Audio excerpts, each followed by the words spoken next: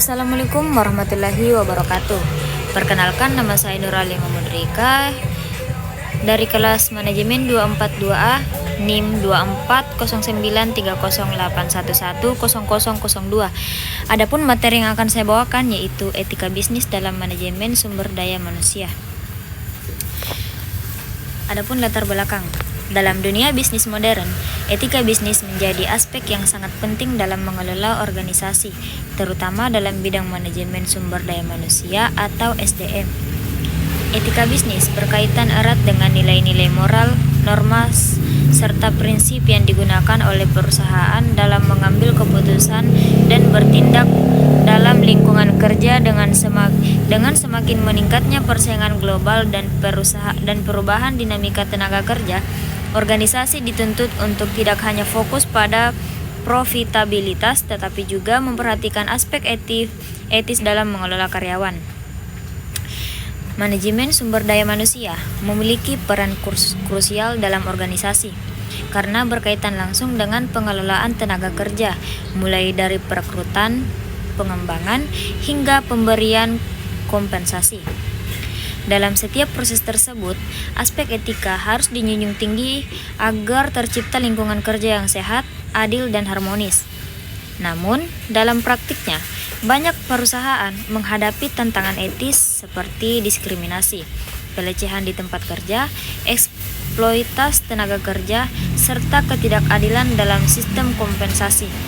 Oleh karena itu, penerapan etika bisnis dalam MSDM menjadi kebutuhan mendesak untuk meningkatkan kesejahteraan karyawan dan produktivitas perusahaan secara keseluruhan.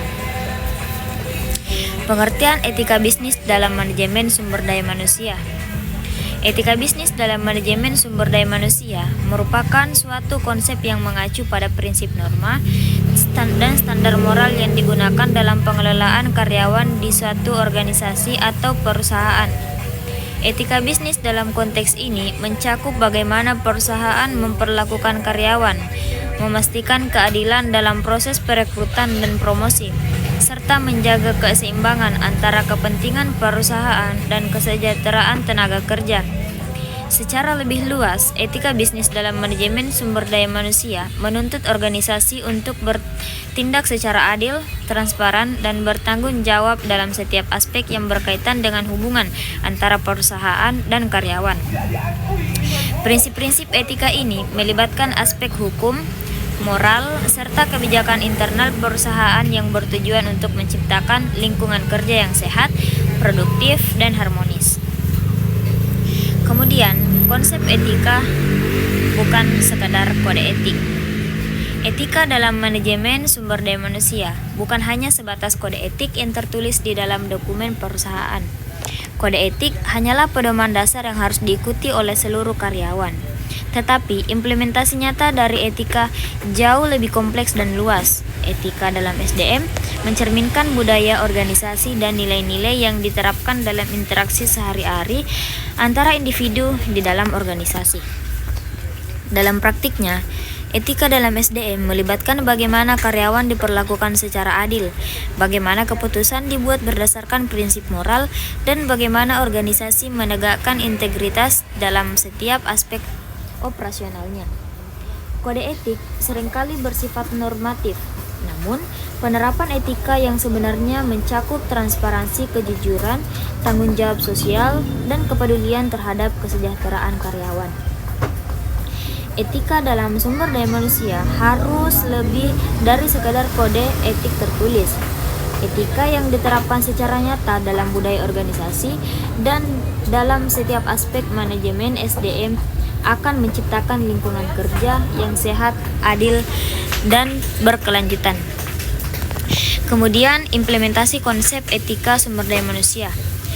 Implementasi konsep etika dalam manajemen sumber daya manusia merupakan langkah krusial dalam membangun lingkungan kerja yang sehat, profesional, dan berintegritas. Implementasi ini dapat dilakukan melalui berbagai strategi, kebijakan, dan program yang mendukung budaya kerja berbasis etika. Penyusunan kode etik perusahaan.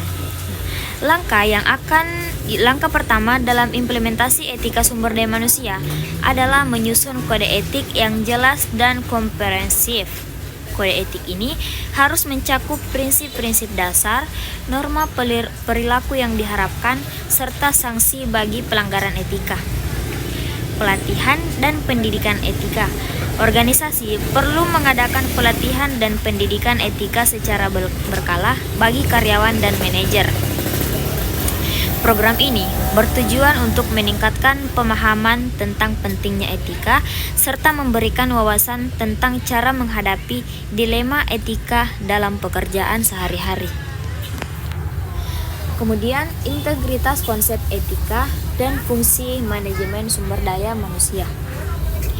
Integritas konsep etika dalam fungsi manajemen sumber daya manusia sangat penting untuk memastikan bahwa setiap aspek pengelolaan karyawan selaras dengan prinsip moral dan profesionalisme. Fungsi utama manajemen sumber daya manusia meliputi perencanaan, rekrutmen dan seleksi, pelatihan dan pengembangan, manajemen kinerja, kompensasi, dan benefit serta hubungan industrial. Dalam fungsi tersebut, aspek etika harus diterapkan secara konsisten untuk menciptakan lingkungan kerja yang adil, transparan, dan mendukung kesejahteraan karyawan. Adapun prinsip etis dalam bekerja. Beberapa prinsip etis utama dalam bekerja meliputi yaitu kejujuran, tanggung jawab, keadilan, profesionalisme, kepatuhan terhadap aturan, kerjasama dan kolaborasi, rasa hormat dan kesopanan, komitmen terhadap kualitas, serta peduli terhadap lingkungan kerja.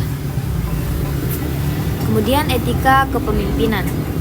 Etika kepemimpinan adalah prinsip-prinsip moral yang diterapkan oleh seorang pemimpin dalam mengelola organisasi dan bawahannya.